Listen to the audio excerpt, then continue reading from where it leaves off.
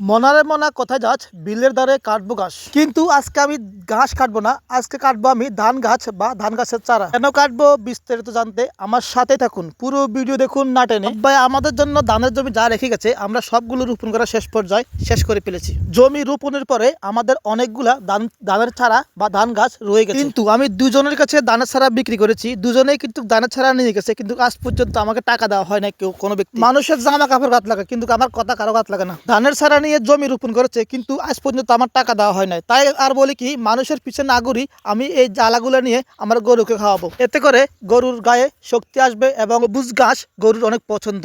তাই আমি প্রতিদিন যদি সকালে এক খাসি করে গরুর জন্য কাটি নেওয়া হয় তাহলে আমার 7-8 দিন চলে যাবে। আপনার এই জ্বালাগুলা গরুর অনেক পছন্দ এবং এগুলো নরম থাকাতে গরু অনেক স্বাচ্ছন্দ্য বোধ করে এগুলো খেতে। আমার দেখাতে বাতিজা সৈকতে চলে আসছে আমার সাথে, বলতেছে কাকা আমিও আপনার সাথে কাটবো, আমার গরু আছে, আমি আমার গরুর জন্য এক ওয়া নিয়ে যাব।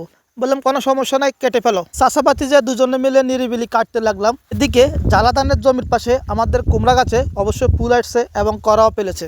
এর মধ্যে যখন আজকের মতো আমার জ্বালা কাটা কমপ্লিট, তখন আমি তামিল সিনেমার হিরোর মতো মাথায় গামছাটা বেঁধে তারপর মাথায় ওনাটা উঠাইয়ে চললাম বাড়ির দিকে। এরই ফলে আমার সময়ও বাঁচলো এবং গরুর জন্য খাবারও জোগাড় করা হয়ে গেল। যখন ধীরে ধীরে বাড়ির দিকে এগিয়ে যাচ্ছি, বাতিজা বলতেছে কাকা আমার ভয় লাগে, আমি এখানে আর একা থাকতে পারবো না, আমি আপনার সাথে চলে যাবো। এরই ফলে চাচা আর বাতিজা একসাথে বাড়ির দিকে যেতে লাগলো। বাড়িতে এসে অবশেষে গরুকে ঘাস দিলাম এবং গরু আনন্দের সাথে ঘাসগুলো গ্রহণ করলো।